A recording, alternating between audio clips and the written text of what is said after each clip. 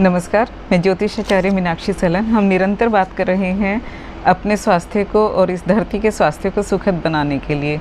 तो अब हमने बात की कि चातुर्मास में आषाढ़ मास तो तकरीबन ख़त्म होने को है, अब श्रावण मास शुरू हो रहा है। श्रावण में हम सबको पता है कि शिव जी की पूजा हो रही है और शिव महापुराण का जगह जगह पाठ होगा, शिव महात्म्य का जगह जगह वर्णन किया जाएगा। तो शिव महात्म्य क्या है, उसको किस तरीके से समझना है।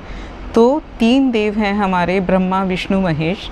तो ये जो महेश हैं यही शिव हैं और इन्होंने यही पूरी हमारी कुंडली में, हमारे वास्तु पे, तो वास्तु संपूर्ण धरती को ही वास्तु कहा गया है और संपूर्ण धरती को वास्तु कहा है। तो इस पर रहने वाले संपूर्ण जीव जंतु वो एक कुटुंब है, वसुधैव कुटुंबकम, है ना। तो हम उसकी बात कर रहे थे। और हिमालय राज दक्ष, उनकी पुत्री पार्वती, एक तो प्रकृति शिव और पार्वती शक्ति। तो अब हम इसकी बात कर रहे हैं, उस शक्ति की। तो अब उस शक्ति ने, हिमालय राज की बेटी पार्वती ने भगवान शिव को शादी के लिए ही क्यों चुना, जो कि एक योगी हैं, तपस्वी हैं, जो आदि योगी हैं, जिनमें इतना सामर्थ्य है कि संपूर्ण विश्व के स्वामी होकर भी वो इस विश्व का त्याग कर सकते थे, पूरा सामर्थ्य रखते थे वो।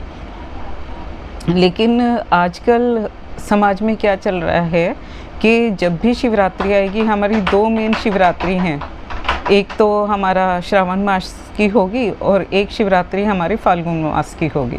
तो इन शिवरात्रि पे क्या करते हैं कि उनके नाम पर भांग, धतूरा और अलग अलग नशा करने की चीज़ें इस्तेमाल करके लोग कहते हैं कि हम तो भगवान शिव का प्रसाद ले रहे हैं।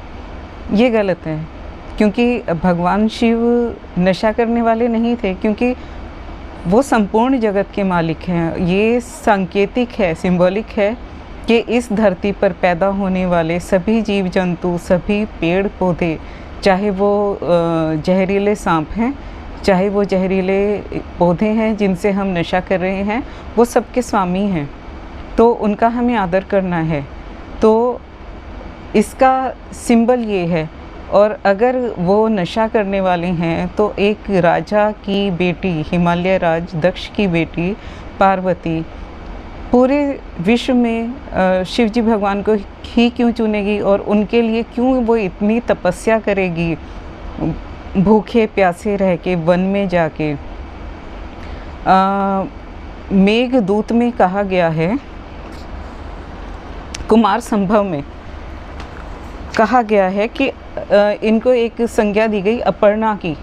अपर्णा जो पत्ते भी स्वीकार ना करे, मतलब उन्होंने इतनी गहन तपस्या की शिव को प्राप्त करने के लिए, उन्होंने पत्तों को भी स्वीकार नहीं किया कि जो गिरे हुए पत्ते होंगे वृक्षों से वो उसका सेवन कर लें।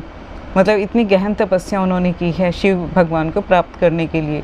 तो अब हम लोगों को इन सिंबल्स को समझना है और इस धरती की रक्षा करने के लिए और इस शरीर की रक्षा करने के लिए हमें जो हमारे परंपराएं और हमारे नियम बनाए गए हैं उनको फॉलो करेंगे हम लोग।